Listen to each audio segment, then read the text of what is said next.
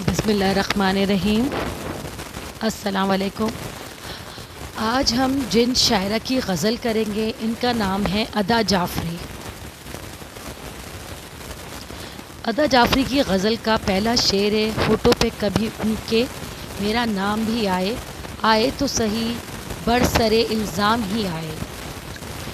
حوالہ: مندرجہ بالا شعر کی شاعرہ ادا جعفری ہیں۔ حوالہ شاعر: ادا جعفری اردو کی پہلی مقبول ترین شاعرہ تصور کی جاتی ہیں۔ اردو شاعری میں غزل کے علاوہ آپ نے نظم اور ہائیکو کو بھی شہرت دلائی۔ ہائیکو 3 مصروں والی نظم کو کہا جاتا ہے۔ آپ کی خاص بات خواتین سے جڑے موضوعات کو اپنی تحریر کا حصہ بنانا ہے۔ آپ نے بہت سارے انعامات اور ایوارڈ حاصل کیے۔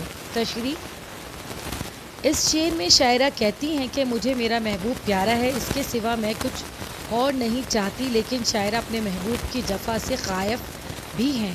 وہ چاہتی ہیں کہ کسی طرح ان کا محبوب ان کا نام لیتا رہے، اگر پیار سے نہیں لے سکتا تو کوئی الزام ہی لگا کر میرا نام لے لے، مگر وہ مجھے یاد رکھے۔ اس شعر میں انتہائی کرب اور بے بسی کی کیفیت جھلکتی ہے۔ شعر نمبر 2: حیراں ہے لب بستہ ہے دلگیر ہے غنچے، خوشبو کی زبانی ہی تیرا پیغام تو آئے، خوشبو کی زبانی تیرا پیغام تو آئے۔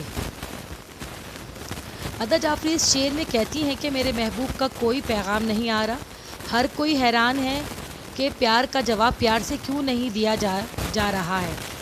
پھولوں کی کلیاں کو تو جیسے چپ سی لگ گئی ہے اور وہ بہت حیران بھی ہیں اور میرے لیے غمزدہ بھی ہیں۔ وہ اپنے محبوب سے کہتی ہیں کہ اگر کسی اور ذریعے سے پیغام نہیں بھیج سکتے تو خوشبو کے ذریعے ہی بھیج دو، کلیاں بخوشی تمہارا پیغام مجھ تک پہنچا دیں گی۔ تیسرا شعر ہے اس غزل کا: کیا راہ بدلنے کا گلہ ہم سفروں سے، جس راہ سے چلے تیری ہی در و بام ہی آئے۔ ادا جعفری اس شعر میں کہتی ہیں کہ میرے عزیزوں اور دوستوں نے بہت کوشش کی کہ ہمارا ساتھ چھوٹ جائے، مگر ایسا ہو نہ سکا۔ میں تمہیں نہ بھول سکی، میرے ہم سفر ساتھیوں نے بہت سر مارا، راستے بدلے کہ میری منزل بدل جائے، مگر میری منزل تو تم تھے۔ میں جس راستے پہ چلی وہاں سے تمہارا ہی گھر آیا، ہر راستہ مجھے تمہارے گھر لے آیا اور مجھے کہیں اور جانا بھی نہ تھا۔ اس غزل کا چوتھا شعر ہے: تھک ہار کے بیٹھے ہیں سرے کوئے تمنا، کام آئے تو پھر جذبہ ناکام ہی آئے۔ ادا جعفری اس شعر میں کہتی ہیں کہ میں نے ہر ممکن کوشش کر لی کہ تم میرے ہو جاؤ، مگر تم میرے نہ ہو سکے۔ ساری کوششیں اور کاوشیں کرنے کے بعد اب میں تھک گئی ہوں۔ تم میری تمنا تھے اور میں تمنا کے اس کوچے میں تھک ہار کر بیٹھ گئی ہوں، لیکن میں جانتی ہوں کہ میری محبت ناکام ہی سہی، مگر ہے تو سچی۔ یہی ناکام محبت ایک دن کام آئے گی اور تمہیں اس بات کا احساس ہوگا کہ کوئی تم سے کتنی محبت کرتا تھا۔ اس غزل کا پانچواں شعر ہے: باقی نہ رہے ساکھ ادا دشت جنوں کی، دل میں اگر اندیشہ انجام ہی آئے۔ ادا جعفری اس شعر میں کہتی ہیں کہ عشق خود کو فنا کر لینے کا نام ہے۔ سچے عاشق کا انجام کیا ہوتا ہے میں بہت اچھی طرح سے جانتی ہوں، مگر پھر بھی اس راہ کی مسافر ہوں۔ اگر میں اپنے انجام سے ڈر جاؤں گی تو عشق کیسے کروں گی؟ سارے عاشق بدنام ہو جائیں گے۔ عشاق کی وفا اور ان کے جنون کا بھرم اور ساکھ قائم رکھنے کے لیے مجھے عشق کرتے رہنا ہے، انجام کے خوف کے بغیر۔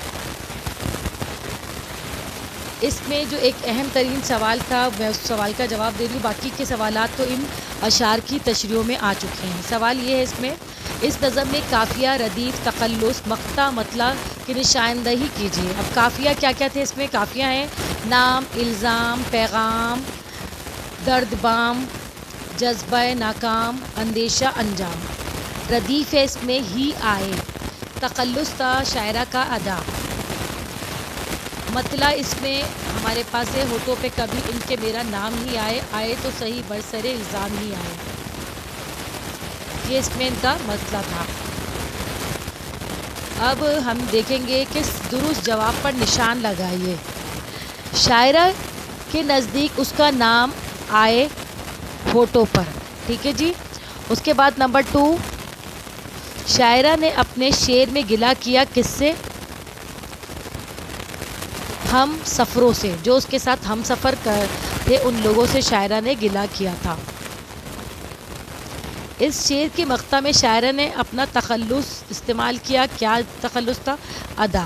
ان کا تخلص تھا ادا. جعفری انہوں نے اپنے ہسبینڈ کے نام سے لگایا تھا اور یہ ادا ان کا تخلص تھا یہاں پہ.